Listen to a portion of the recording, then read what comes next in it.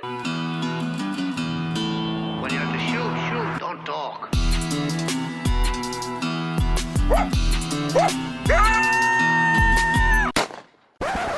All right, everyone. Thanks for joining us for another Trap House podcast. My name's Justin Jett. And today we got Charlie on the show, and we're going to talk about our Arkansas trip that we just got back from. So stay tuned for that. But first, we got to say thanks to the sponsors, Top Lot Stretcher Company. Check out their website. That's toplotstretcherco.com.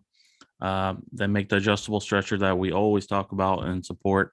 But they have a whole line of trapping supplies, so you can go through their website, check their store out. Stuff for skinning and fleshing. They have some really nice push pins that they sell. You just surf their website, check it out. And also Hags Bracket. Jeff Haggerty supports us, and we support him, maker of the Hags Bracket there. His website is j3o.com. Check out their line of stuff. They got numerous great products, all American made, good stuff. Thank you, Jeff, for the support. Also, we have Weeby Knives, their website, weebyknives.com. Several knives to choose from, some with replaceable blades, fixed blades. They got this new setup for deer hunters. It's got bone saw in there with a gut hook and a couple other knives with it. Very reasonably priced, quality knives too. Can't say enough good about them, and I'm glad we have them on board. Also, got to say, last but not least, thanks to Hoosier Trapper Supply supporting this podcast and getting this thing off the ground. Our website is HoosierTrapperSupply.com. It's the maker of Top Dog Predator Bait and Jet Fuel Predator Lure. We got trapping kits, everything you need in the trapping field, as well as deer scent. We do some taxidermy too. So if you're local or want to try us out, you can look us up, give us a call. All right. I think that covers it. Let's dive into the conversation.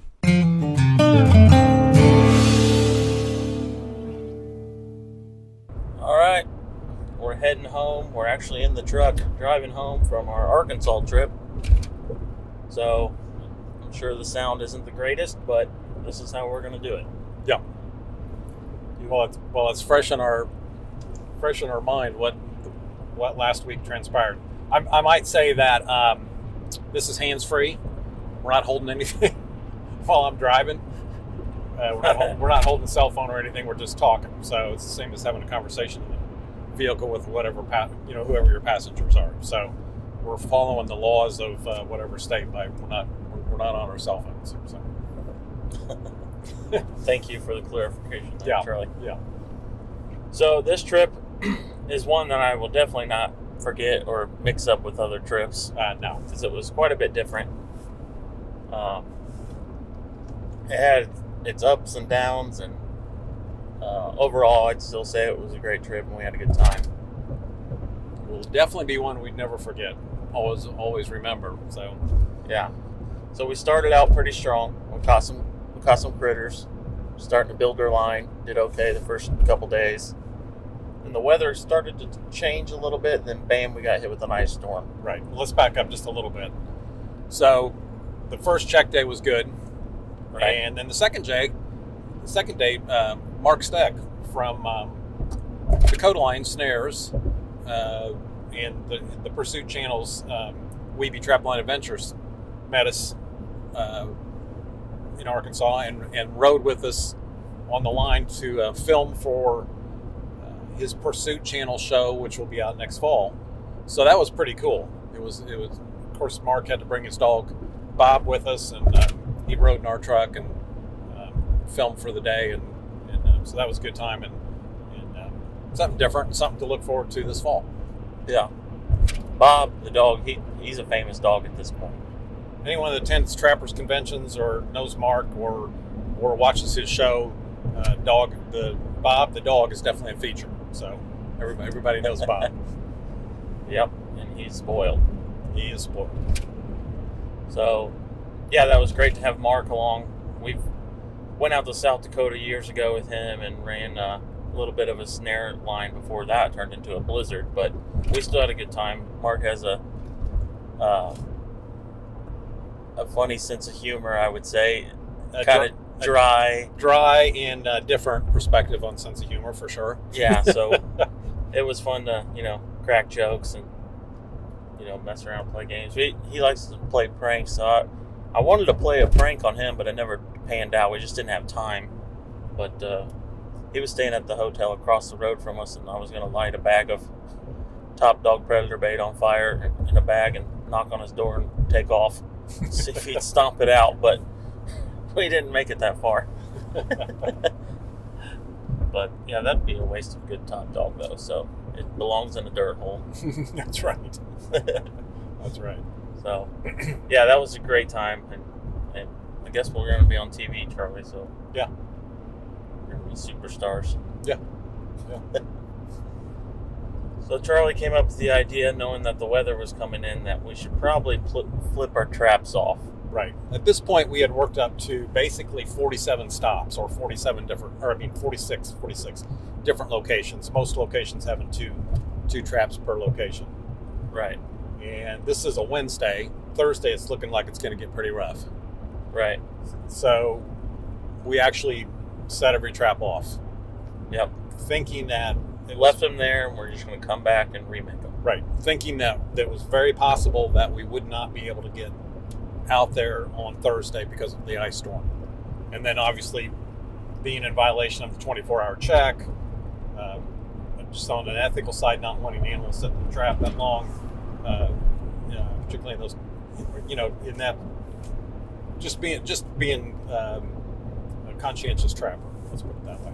So yeah, we flipped everything off. Yeah, and it turned out it was definitely the right call. The roads were pretty bad that next day. We planned ahead, went to a little bookstore and grabbed a book because we were stuck in the hotel room, so we did some reading and passed the time. And but within town and the local roads and well-traveled roads, that cleared up quite a bit to where you could get around by that evening. Yeah. It wasn't that bad, but totally different situation up there in the national forest. Right. Roads were, almost impassable, really. Between the ice, and there's several trees bent over and blocking the roads. So that would have, made it impossible. So we gave it a couple days. We let it warm up. Some of that started melting off. And there's still snow out there pretty much until that last day before we left. Right. But the roads started getting better for us. Right. So yeah, just time frame wise, so we flipped everything, flipped everything off on Wednesday. Thursday the storm came in. Thursday evening the main highway was passable, pretty clear actually. So Friday, sun's out, still fairly cool, but it was well above freezing. And we head to the national forest and thinking we'll reset some traps. And so we get just really wasn't doable. No, too many trees that are just weighted down with super heavy ice blocking the roads.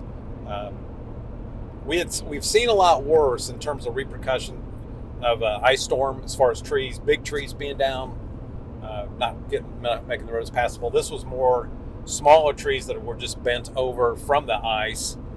In some cases they were uprooted, but they were still smaller trees. But it was not functional. Could not function. Yeah. So we let the sun kind of let it do its magic, and we got out there the next day to start. Right. And we didn't start until midday. Yeah, it was like maybe 11, 12, 1 o'clock, whatever it was. Yeah. And we got quite a few places reset. At 28 stops. Yeah. And then tragedy struck before the night ended. Yeah, about 3 o'clock in the afternoon. Yeah, we were on a roll. We were getting things reset. We thought, okay, we're back in business. And somewhere along the line... the truck just stopped. Yeah, the truck stopped. It would not accelerate. RPMs would shoot up, and we wouldn't be moving. Yeah, it would not move. So we hop out the truck, and we could smell it. And it looked like motor oil. And I was like... Yeah, I thought we blew the engine. There's more motor oil just pulling out of the bottom of Yeah. truck. But apparently, after further investigation, it wasn't motor oil. It was some sort of synthetic blend that went in the transmission box. The transmission pan, we cracked it on something. We hit a bump or kicked a stick up, or a limb flew up under there and broke it. Apparently, the plastic is a loose term because it's pretty tough plastic, but it's still broken. It's still plastic. So all of you guys can insert your Dodge Ram jokes in here at this time. Yep. Is it Ford, Chevy, Dodge? Which one's the best? Let's hear it in the comments. Yeah. So, anyways, it's a Dodge. It had a plastic transmission pan on it. There's no denying it. That's the case. So, I'm thinking that we pulled into a side road. It was a logging road off the Forest Service road, and there was a ditch that had been cut in that road for water drainage, and there was absolutely no way to see that ditch. Not from that angle, nope. And when I pulled in that, I just slammed down, hit the bottom of the truck. The thing is, the truck functioned for 4 days or 5 days after that, and then that's when we had the issue. So I'm not sure if that flexed, popped that open. I don't know what happened, or if we just happened to hit a stick and it just went through, just cracked the pan. I don't know, because there was definitely debris on the road, but I was somewhat careful about running over it. So how it ultimately happened, we really don't have an answer for that. So yeah. So we're sitting there. We're in the middle of the National Forest. Service is very tough to get out there. Yeah, I had no service on my phone at all. Luckily, I was able to make a phone call out. Charlie's got AAA, which turned out to be no help at all.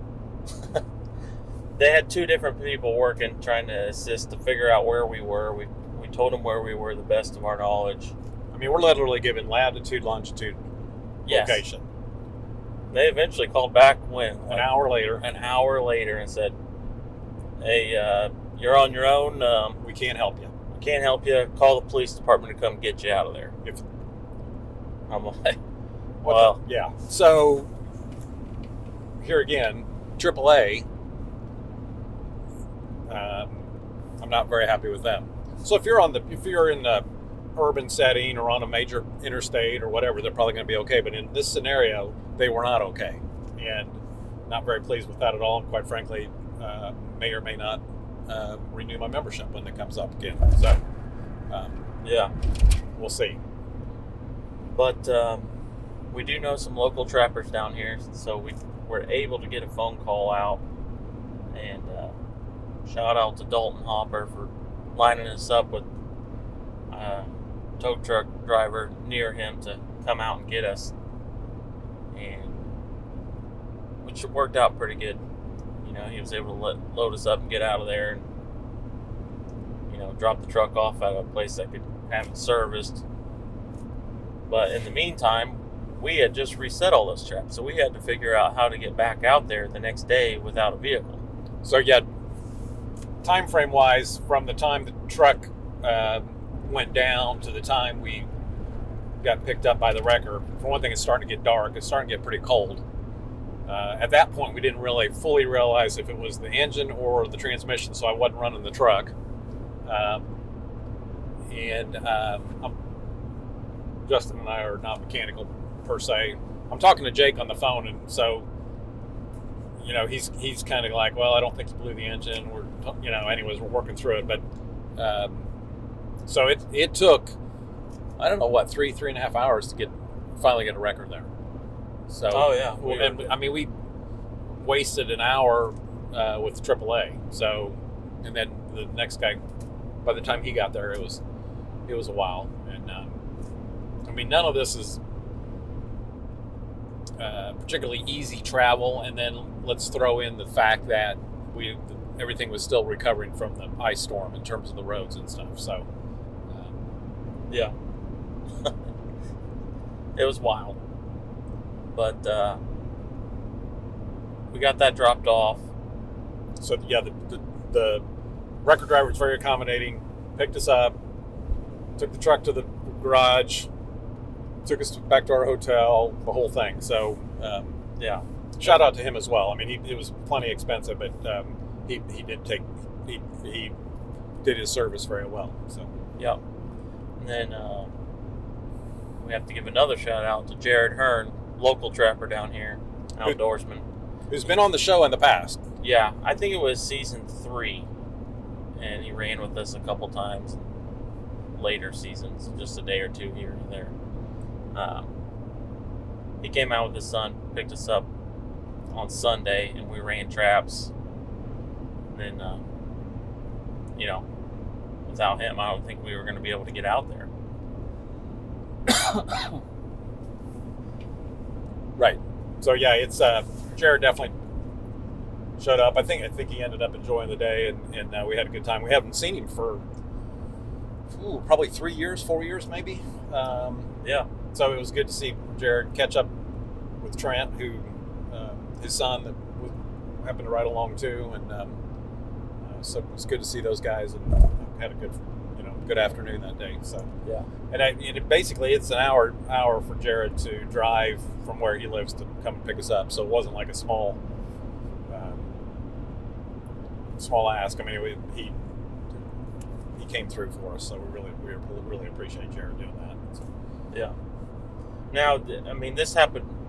This was a Sunday, so all the rental car places, which there's not that many in our area anyway, they're not open on Sundays. So we had to wait until Monday to line up something, which was a fiasco as well. We had to basically rent a U-Haul. That was the only thing in town, just to drive 45 minutes to an hour to a place that we could rent a vehicle that we could navigate through the national forest for a couple days while Charlie's truck was getting fixed. So we did that. We made it work. We were able to check and reset things. We just had limited supplies with us. Then we just made the best of it. Right. By a few days into it, we had all our traps back up to speed, where we were initially pretty much stopped setting. So how many stop locations was that, Charlie? I think it was 46, I believe, is what we ultimately, that's what we had started with, and then we flipped everything off, and then because of all the stuff that was going on, it took us until Wednesday to get everything fully set. So the only thing basically we're doing is we're not driving stakes, and in some cases we weren't, we're not digging dirt holes again, but generally we're basically we reset the line twice. Yeah. So Relured, re-urine. I mean, as long as bait's in the hole, it's fine. Probably the lure was fine too, but we just figured give it a shot. Just it got pretty diluted out by the snow and ice and whatever. So yeah. One thing that we didn't really talk about on the show, the filming of this, someone did take one of Charlie's traps. That was another thing that just kind of, I was like, what else can go wrong on this trip? Oh, well, yeah, and then, actually, in terms of talking about theft, somebody, it was on an edge that was probably, I don't know, maybe a mile from some private ground, and somebody was on, and this is pretty remote, so, but somebody on some horses decided that they located the trap and decided that trap was more important to them and for them to break the law and take the trap than it was to respect our property. So we did lose one trap in that regard. But even bigger than that,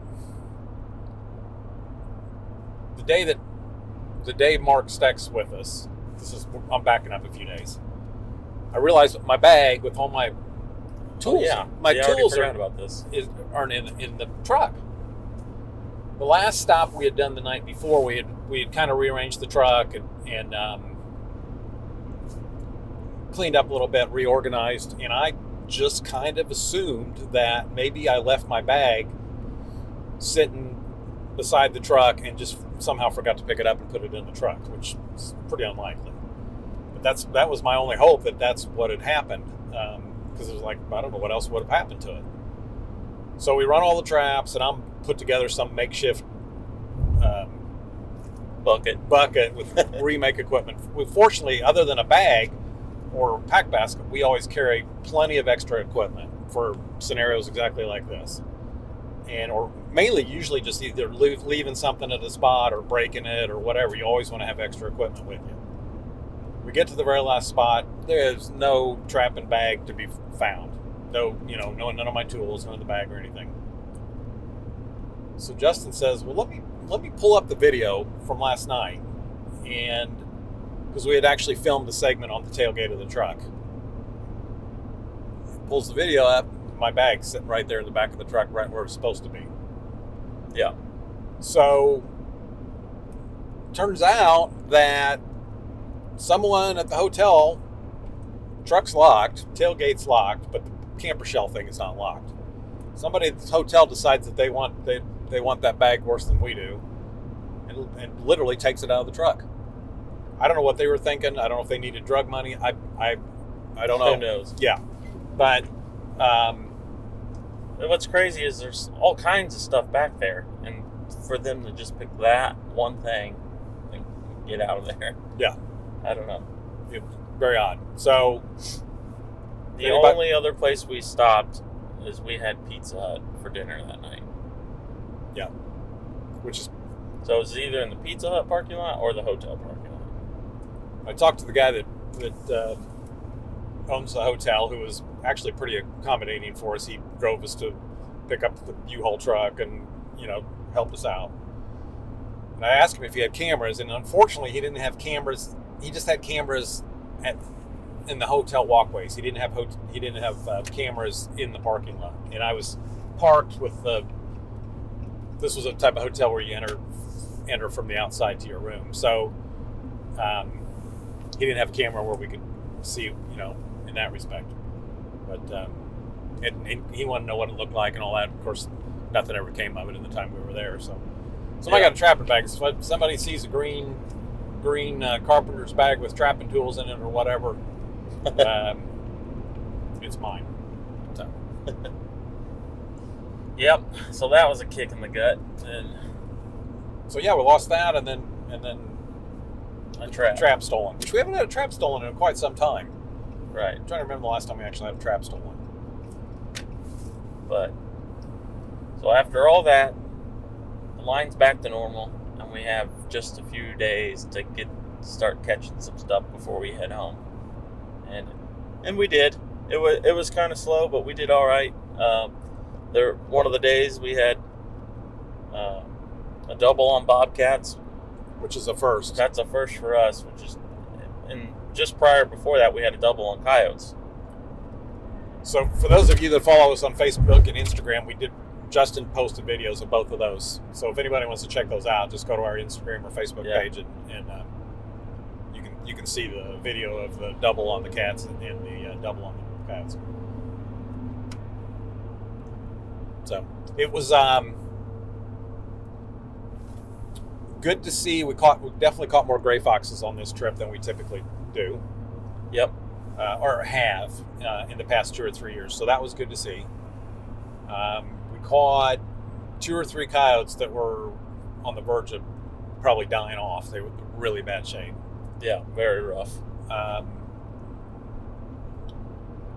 So I don't know if the coyote numbers were on decline or we were just missing how they came through in terms of traveling, but we didn't catch the coyotes. We caught about half the coyotes that we typically do.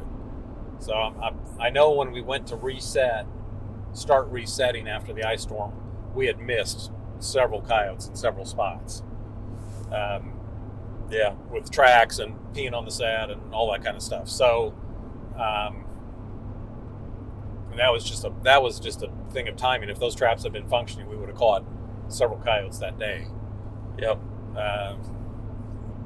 They were just sitting in the bed, and some of the traps they'd actually got a hold of and drug out of the bed and everything, kicking it back and digging at the holes. And right, and obviously their toenail caught the trap and pulled it out, or their foot, pushed the trap out. So,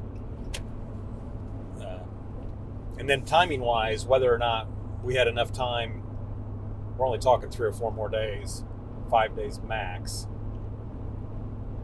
Actually, 5 days max, that the travel route would have kicked back in. So Because coyotes typically run a fairly big area. Yeah. So yeah, we may have just needed another day or two, which we did not have. So I think that's just kind of brings up a point on these coyotes. We've talked about it before. Their home range can be as big as 10 square miles.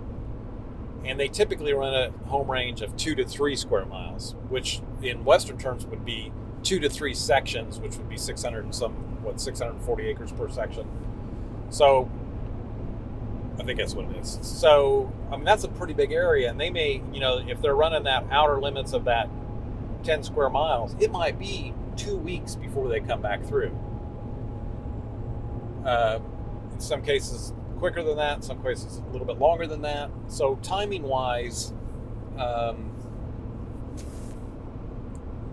you're either on the money timing-wise, or you're out. That's why some guys say, well, how long should I leave a set for coyotes set out? And I mean, it's really hard to answer that. It more comes down to how long do you want to invest in looking at that trap, that empty trap. So, a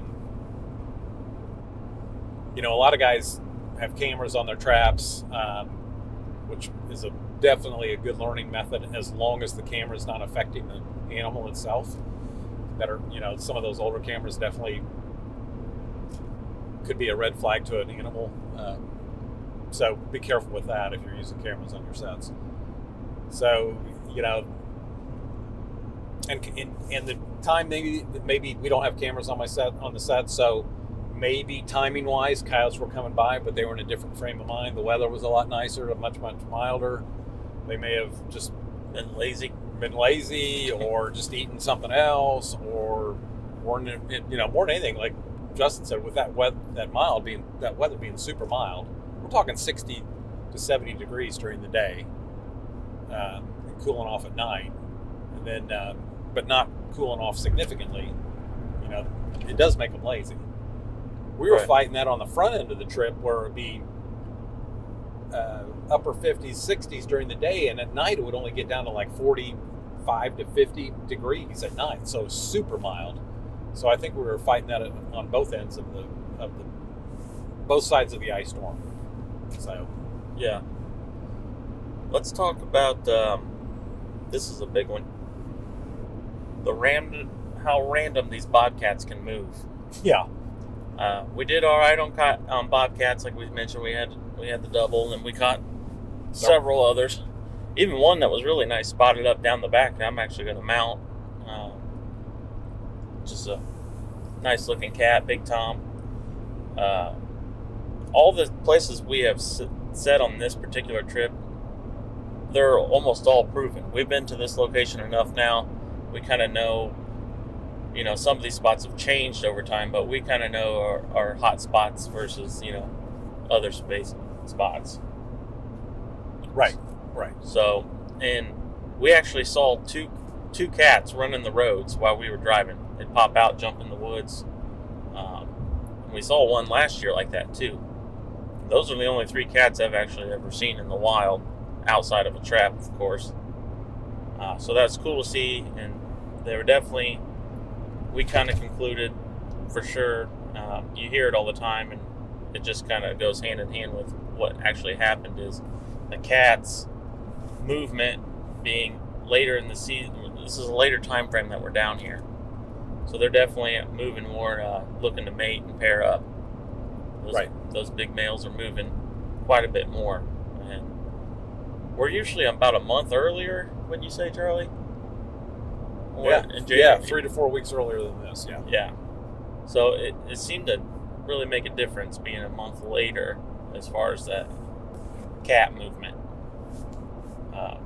Anything you want to add to that, Charlie? Yeah, last year we did really well on cats, and it was about 2 weeks later than we typically go as well. So I think that definitely helped us in terms of those big toms moving, thinking about the breeding season, that kind of thing. So that when we typically went right after Christmas, I think we were somewhat affected by just the where those cats are in their life cycle. So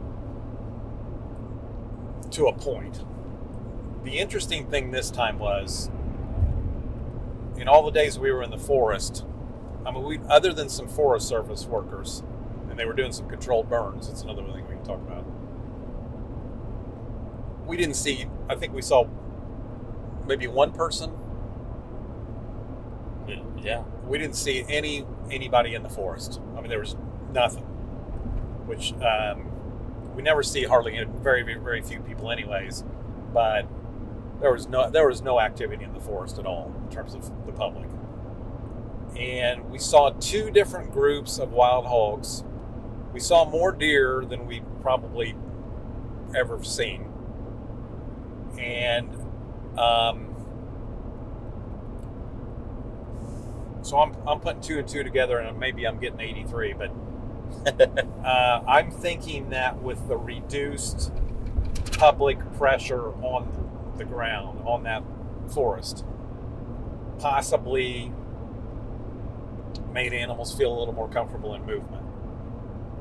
Now, whether or not that actually translates to bobcats, I don't know. I think there's probably some truth to the deer, seeing more deer than ever, seeing those wild hogs, which are an invasive species. But in all the years we've gone to that national forest, which I think is 13 years now, we'd seen some hog sign, but we had never seen any hogs. Yeah. To see 2 different groups of them, one big group and one group of maybe 8 or 9. So I'm just throwing that out there. It's just kind of, I'm just thinking through this whole deal. Like I said, whether it affects bobcats or not, I don't know. But going back to the bobcats, like Justin said, and it's the same with coyotes. You got random locations. You got locations that are, you feel like, are more likely. And I think that is you can see a coyote anywhere, but where are you more likely to have a trap set that you're going to catch one in a more likely location than, I would say, just a random location where they're walking through the woods? With bobcats, in a national forest setting where there's all kinds of draws and drains, and It could be anywhere. They could be anywhere, literally anywhere. And when we would see these things, they would be crossing the road. For the most part, they were traveling down the road to a certain point, but they were basically, I think, more crossing the road. And when they saw us, they would go running down the road. The one in particular ran down the road and then jumped off on the side. There was no point where we saw either cat that would be locations that we would necessarily consider setting. Right. Which is pretty interesting to think about. So they always, the old adage is, if you see bobcat sign, set a trap. And in the scheme of things, we don't see that much sign of bobcats. But so with bobcats, you've got several things working against you. We've got the location issue, and then I don't think you have quite the advantage of random location versus more likely location, like you do with a coyote. You do to a point, but I don't think you have it quite as much with a coyote. And then you're up against the agenda of a bobcat, which we say all the time, they're going to do what they want to do when they want to do it, just like a house cat. So when we were in Kansas a month ago, to me, the bobcats definitely go travel in the wide open country or whatever. But to me, it would be generally easier to find locations that are more likely for a bobcat than in the situation in the deep forest we were in Arkansas. Yeah, there's so much wide open ground, and then you get brushy wooded areas. Well, the brushy wooded areas obviously make way more sense for the cats. Right. And that's just, like we were saying, in a national forest setting, they could be anywhere. Right. Everything's pretty much the same. They don't have to make these long journeys across the mountain to get to something where food may be or whatever. It's all generally everywhere, all around them. In Kansas, that situation is like you said, wide open. But if you find one brush pile, that's going to be a good target, spot. So I think that just with the cats moving better for breeding really helped in setting like the deep woods of Arkansas, Right. The travel. Set on sign for sure if you're outside of seasons, because I wouldn't think they would be too far off. If you have fresh droppings or you see a cat or a fresh track, I bet his rounds are going to be much shorter than say a coyote, or unless it is breeding season. But, Right. Because everything's there for him. It's perfect. I think it's one of those things where the more you're around it and the more you learn about it, the more you realize that you have to learn about it. Yeah.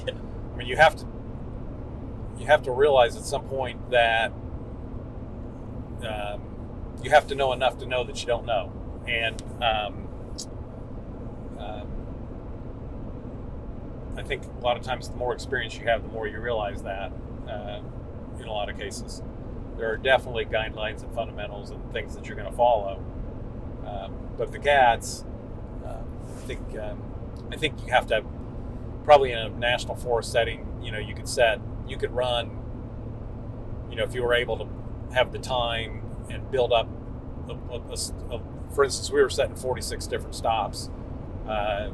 If we had doubled that and continued and probably set a little more dense, maybe that would help. But I don't have an answer for that, because we've done that in the past, but the timing was much earlier. So yeah,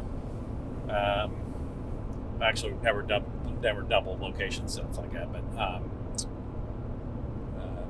I don't know. It's tough to put a complete answer with it. And there's guys that I've talked to that have trapped in the western states where it's super wide open, Wyoming, Montana, that type of thing, where they're literally waiting 4 or 5 weeks to catch a cat. Yeah. I mean, and I think that's some of the issues we were running into in New Mexico. Timing. Yeah. Big open tracts of ground that, you're really not going to get that animal movement when you're only there a week and a half or whatever. Right. So that's a really interesting thing to think about and work off of. Those of you that have experience with this, you might offer your comments below. If you're listening to this through YouTube. Another thing we ran into when we got there, so we're driving in the very first day. Typically, we'll make the trip in one day, so we normally don't arrive until 9:30, 10:30 at night.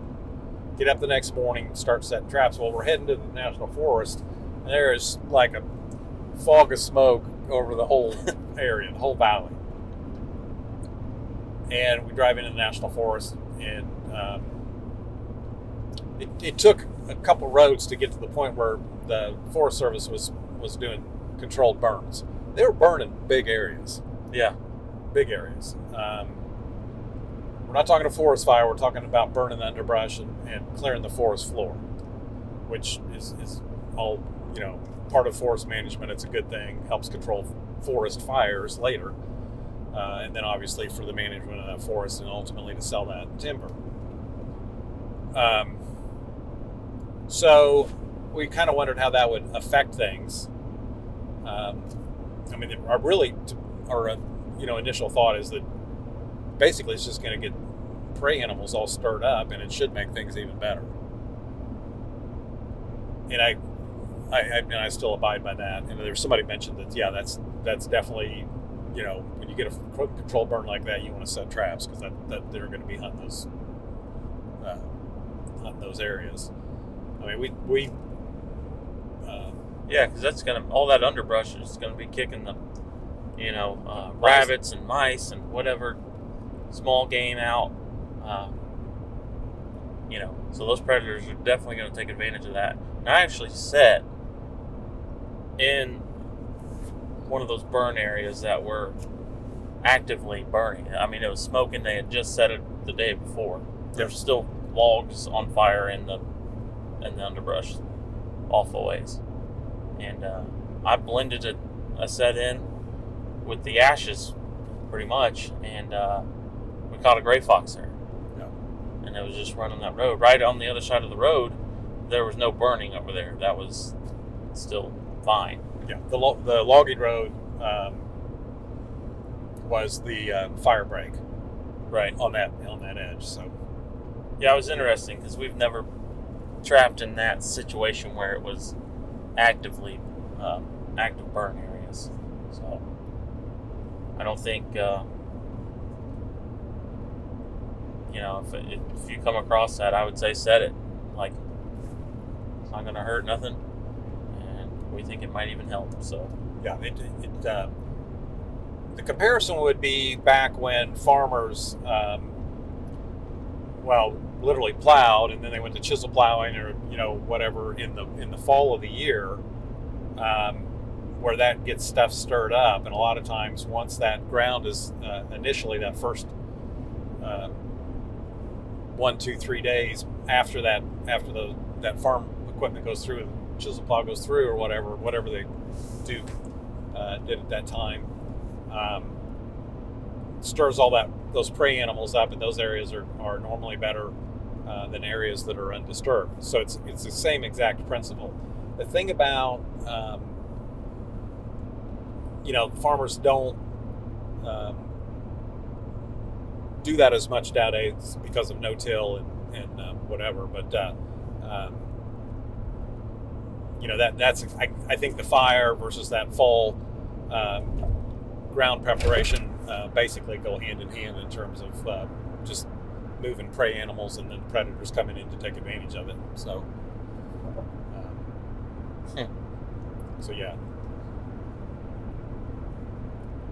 So yeah, I think we had a number of firsts on this trip, and really of all the firsts that we experienced on that trip, there's probably only one I really want to repeat, and that would be the double on bobcats. Yeah, we worked hard just to get what traps we did out. In a perfect setting, we could have had, with the time and work we put in, we could have easily had double the amount of traps out, Yeah. if we had them available. We ended up staying longer than we were supposed to. We were supposed to leave on a Monday. We ended up leaving on a Friday, just because we had lost those days. Yeah, and we actually probably could have used one more day to squeeze in, but the way Game and Fish Department down here, we had to get our cats tagged, and they're not open on the weekend, so we had to make sure we made it by their office by 4 o'clock on Friday before they closed for the weekend. So we made the best of it. Yeah, stayed a few extra days, and some of that on this trip was a little expensive. Yeah. Yes. And as we've mentioned before, we enjoy doing this. It's what we do. We do this in place of taking we compare it to taking a hunting trip or a fishing trip. It's to go trap in a different state, in a different geography, in a different scenario. That's what we enjoy doing. So don't get us wrong, we like fishing and hunting trips too, but this is something we do. And we've noticed, that more and more trappers are doing this, where they want to experience something new, catch animals that they can't catch at home, maybe experience different geography than they have at home. So, the Kansas trip and then the Arkansas trip, both completely different than Indiana trapping by far. I mean, we can't deep forest trapping we can duplicate in Indiana, but we can't catch bobcats in Indiana. But it is still completely different, and the climate in Arkansas is milder.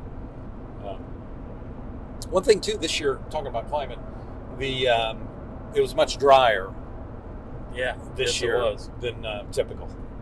So the creeks were low. The ground was until the ice and snow started melting. The ground was very dry. So that was I think in all the years we've gone down there, this is the first time it was that dry. I don't think I can ever remember. We had more times that it was wet, or in some cases lots of rain or flooding, than we've had like this, Right. in Arkansas.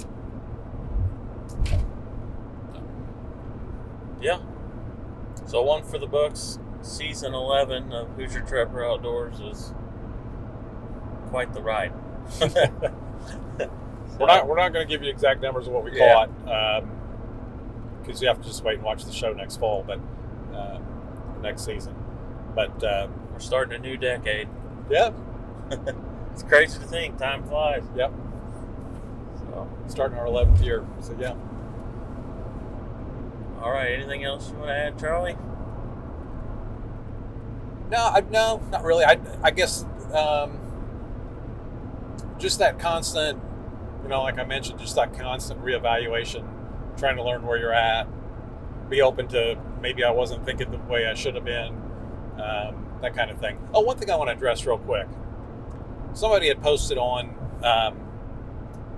the Catch Circle about their trap placement in regard to the dirt hole. Oh yeah. And this is off subject of the Arkansas trip, but this was all over the place, and there are a number of different perspectives on this. Well, there's two perspectives essentially,